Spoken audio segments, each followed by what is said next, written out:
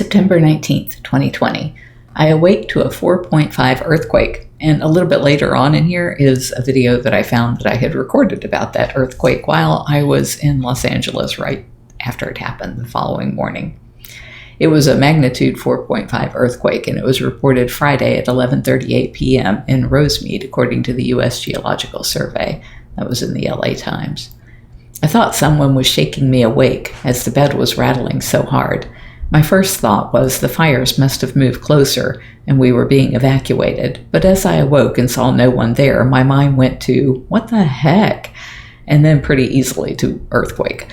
I'd gone to bed after watching a few minutes of the Weather Channel showing survivors of tornadoes and immediately wondered what the safest place in an apartment would be. I didn't have time to try out the options, as it was just one rumble and then done.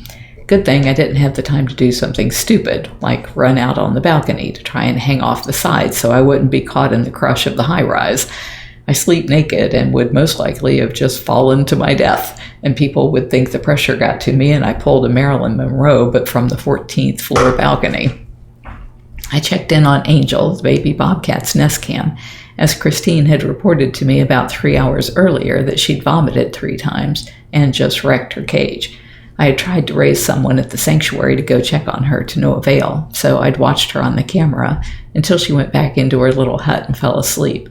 Now, as I laid there, wide-eyed in the dark, I checked on her again, and she was still sleeping peacefully. I watched the rise and fall of her breathing for a while, and she seemed okay.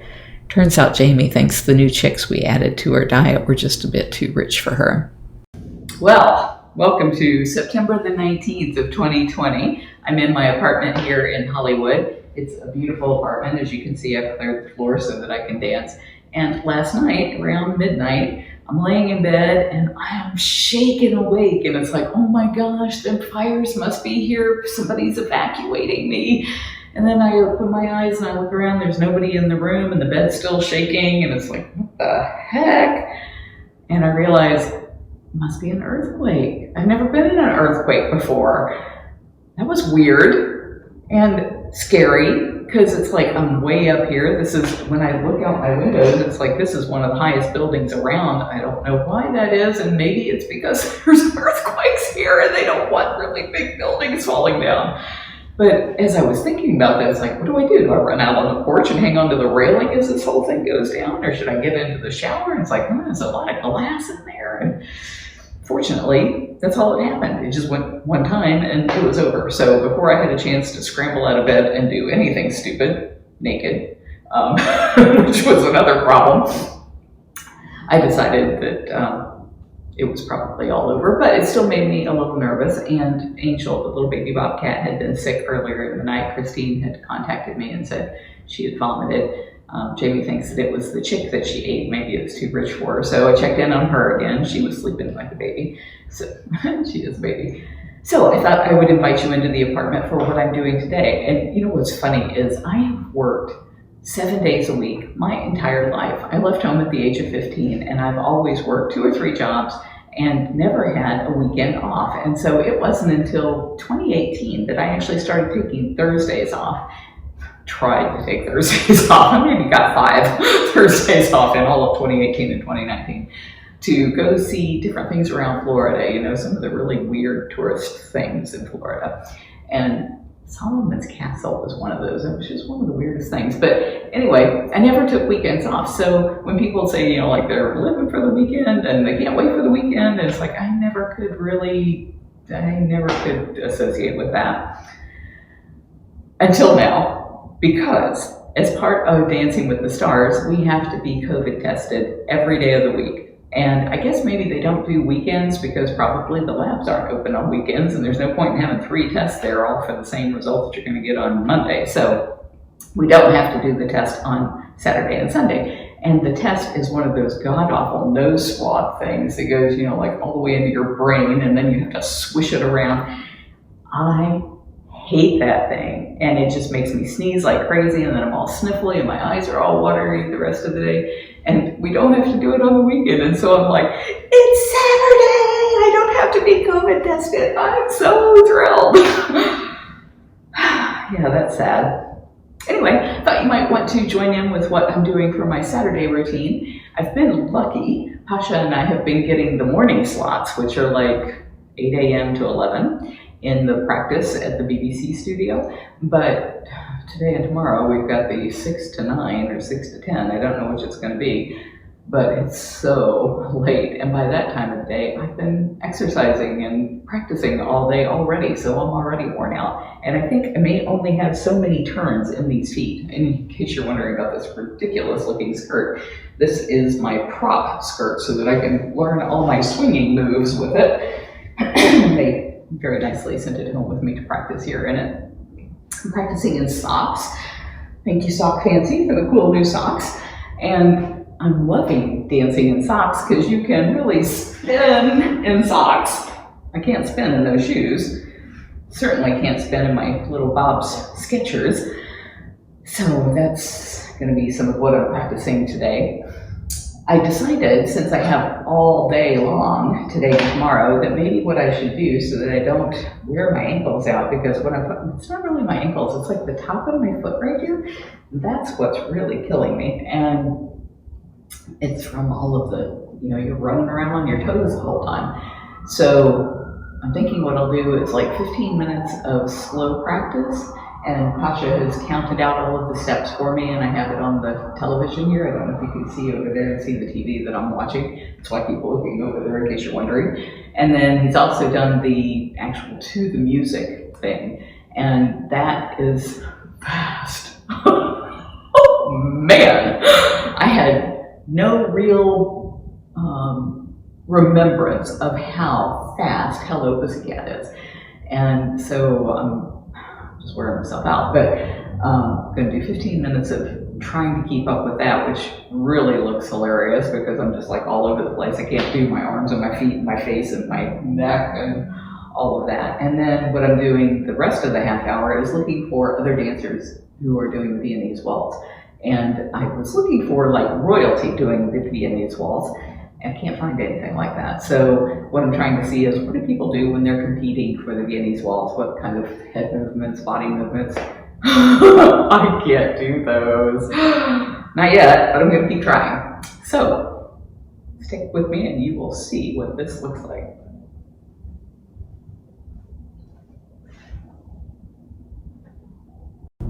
Yesterday, I woke up thinking about a near crash I had at the Leesburg airport. Don had sent me there to pick up an otter in a plane that I had little or maybe no experience flying. As I circled to make my approach, which came in over a big lake, the autopilot came on and the plane veered sharply on its side. I struggled to turn it off and nothing was working. I couldn't disengage it, and pulling with all my might on the yoke rendered no results. I remember the sound of the engine just roaring under the strain of the sudden change of direction and my heart racing. In near-death moments, things slow down so much. I've seen that a bit on the dance floor when we are live. The control tower was screaming at me because it looked like I had just gone nuts right there in the most dangerous area of the airport. Guardian angels, or just cooler heads, prevailed, and I shut the plane engine down entirely.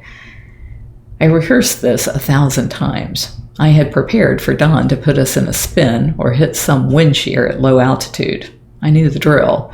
As I coasted back into landing formation, telling the tower that autopilot had malfunctioned, I began the descent, but it didn't look like I was going to have enough altitude to make it work. I could hope for the best, or restart the engines and risk autopilot taking over again. I chose the latter, as my first option was looking less and less viable. The plane roared back to life. I climbed up and requested permission to land again, with the caveat that I may have to glide in with no power if the autopilot kicked in again.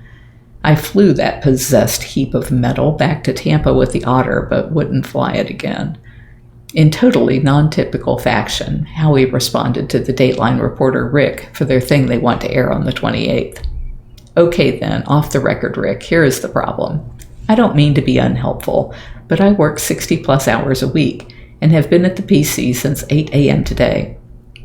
Reporters email with questions like yours, or Carole has tried talking to some, And then they either don't use any of the facts that contradict these lies, or they use or misuse a small bit of it. All of the answers are on our website at bigcatrescue.org/truth, but all people seem to want to do is just repeat the same crap because it gets eyeballs. No one wants to do the work. You want a quote, of course, and so does everyone else, and I could spend all day repeating answers over and over. You quote the sheriff, but nobody cares that the only two experts who analyze the original signatures and have real credentials as handwriting experts both determine the signatures are real. That's why the girls gave up on that false claim by Anne 23 years ago and reached a settlement agreement. And how about just using logic? Think about what Carole would have to do to forge the signature of witness Edwards and the notary Whitcop. Of course, Edwards and Whitcop don't specifically recall this document. Think about the last time you got witnesses and a notary on a document. You signed, and they just signed. You do not review the document contents with them.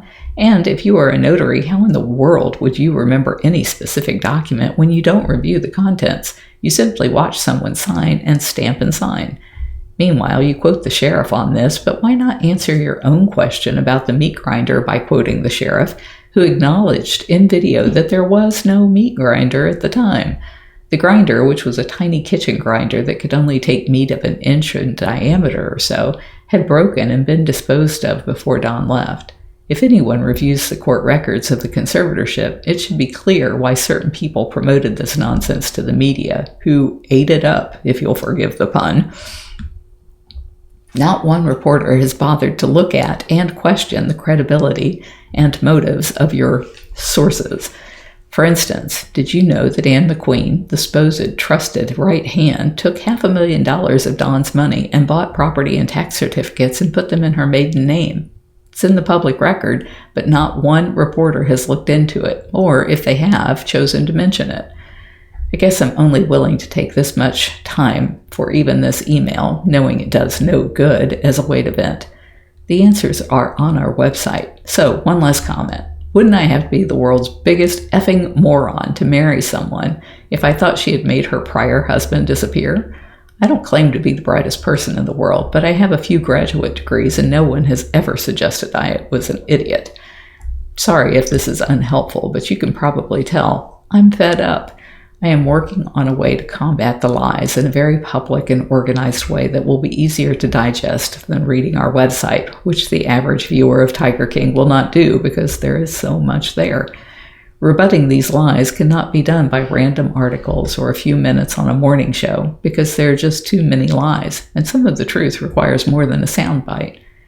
Meantime, for the media who think it's journalism to repeat the same crap over and over like apparently your publication is going to do, at least I can avoid wasting my time trying to customize answers they do not seem to want and that are all on our website if they do want them. Imagine how you would feel if you had a wife you love who is an amazing person who has devoted her life at huge personal cost to taking on all of these thugs who are abusing animals and is winning that battle, and all reporters want to do is repeat for the 15th millionth time the same crap? Thanks for letting me vent, which is all that has been accomplished. Sorry for wasting your time. I probably should not even hit send, but I told you I would respond. I'm done. I love that man. Love him. Oh. Love you, Howie. If you're enjoying my diary, please like, share, and subscribe. You can find other ways to connect to me over at bigcatrescue.org/Carole.Baskin.